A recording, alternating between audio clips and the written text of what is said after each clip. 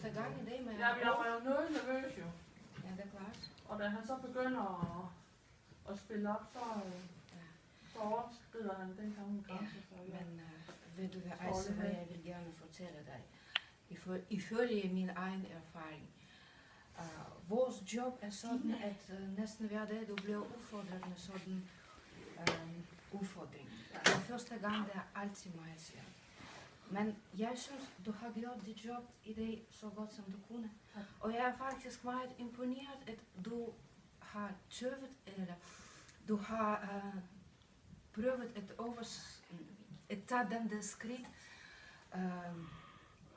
for at udfordre dig. Men hvad angår over, ja, han er selvfølgelig ældre her, og han er dement, men selvom det, han har sine behov. Men det ligner ligesom en hel del af dem blev ikke dækket. Men han er ikke mentalt stærk at forklare os på fornuftige måder, hvad mangler her. Så sikkert nok han mangler nærvær, eller kontakt, eller kærlighed.